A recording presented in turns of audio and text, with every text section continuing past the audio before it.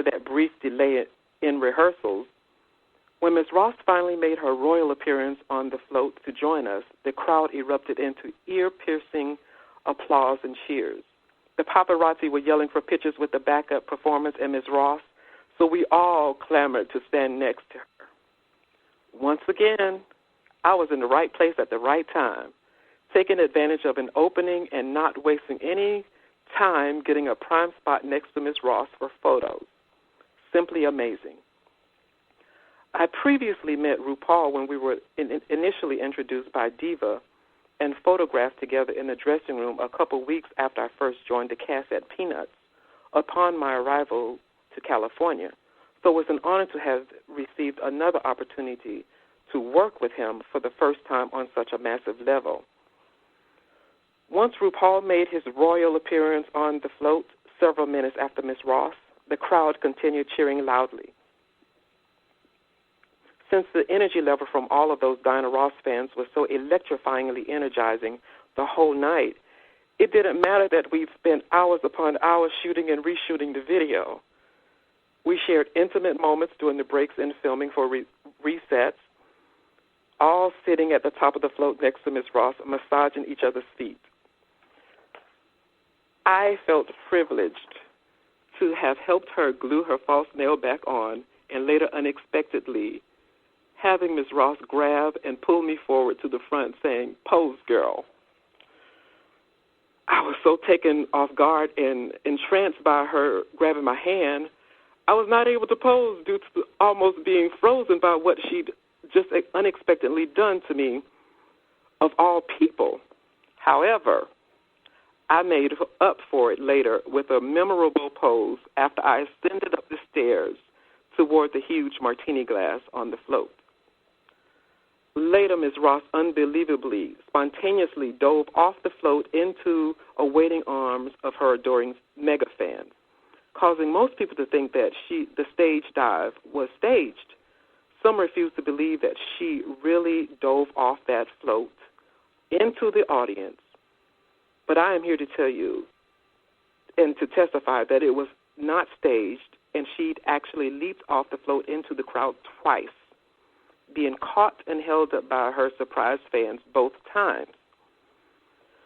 Ms. Ross also had a very observant and vigilant person who made sure she was safe at all times during the entire filming until after 3 that following morning. When I think back to being featured in a Diana Ross music video with another diva sister, RuPaul, all I can do is be thankful and filled with extreme gratitude for a once-in-a-lifetime experience that I never imagined would happen to me. Another precious gift and blessing. During those exciting times, I had been single for almost 7 months or more. And because I would often just go home, staying in after work, I started realizing that I needed to change my routine just a little. I had no idea that on August the 19th, 1996, I would once again meet the man of my dreams, almost 5 years after being introduced to him. That was Tracy McDaniel with a chapter from her book, Transitions, Memoirs of a Transsexual Woman. Tracy is a transgender advocate, author, and the founder and CEO of the Juxtaposed Center for Transformation in Atlanta, Georgia. You can find Tracy on the web at www.thejct.org. That's www.thejct.org.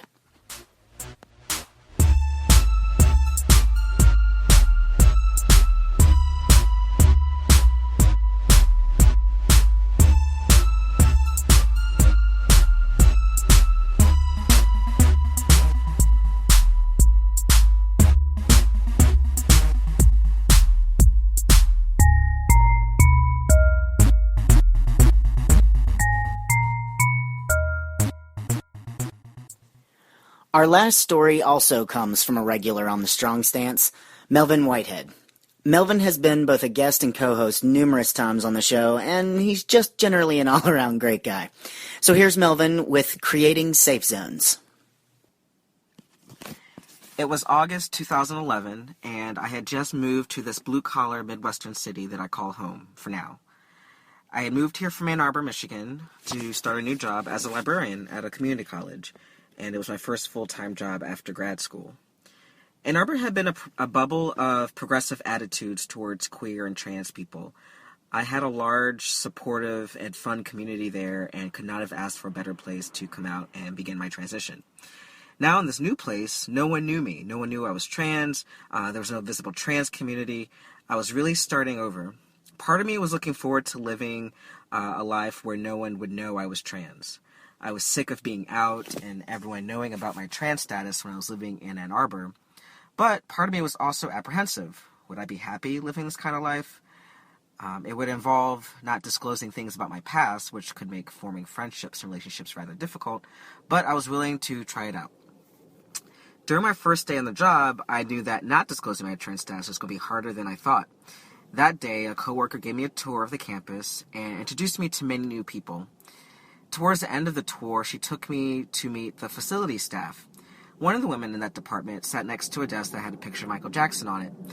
Now, I mentioned to the woman that I was a huge fan of his. The woman replied that the picture of Michael Jackson belonged to her coworker, who claimed to be his biggest fan.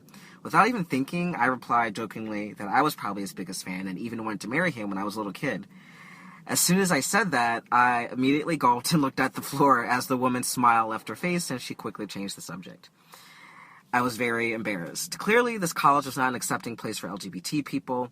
But how was I going to continue being stealth at work and avoid making similar mistakes like this one without lying about my past?